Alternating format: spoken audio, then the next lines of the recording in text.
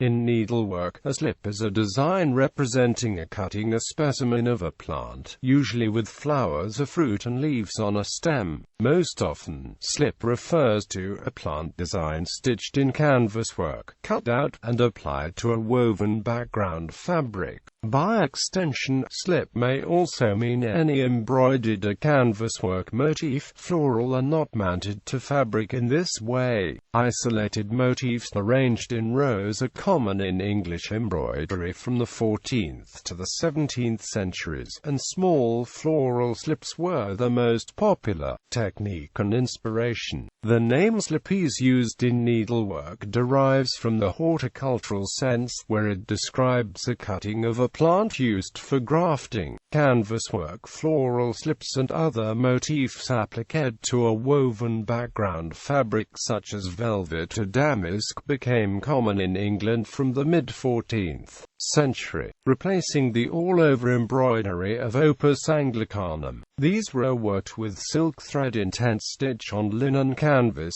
cut out, and applied to the ground fabric, often with an outline and embellishments of couched thread or cord or other embroidery. Slips were also appliqued of rich fabrics on plainer ones, similarly detailed with couched cord and embroidery. This style of decoration is characteristic of later medieval ecclesiastical embroidery. Following the dissolution of the monasteries during the English Reformation, rich vestments were cut up and the fabrics and motifs reused to make secular furnishings. Appliqued slips of both old fabric and new canvas work are characteristic of domestic textiles such as chair covers, cushions, and especially wall hangings and bed curtains throughout the Elizabethan and Jacobean eras. Elizabethan slips were based on the woodcut illustrations in herbals and flower paintings, such as Jacques Lemoyne's Le Clef de Champs, William Turner's A New Herbal, Henry Light's A Nouveau Herbal, and John Gerard's Great Herbal, and were intentionally naturalistic. By the first quarter of the 17th century, simpler designs for slips were being published in books of patterns specifically for embroidery, like Richard Shawley's A Schoolhouse for the Needle. Slip motifs are also seen in black work embroidery, worked in silk, and in Jacobean embroidery and crewel embroidery in silk and wool.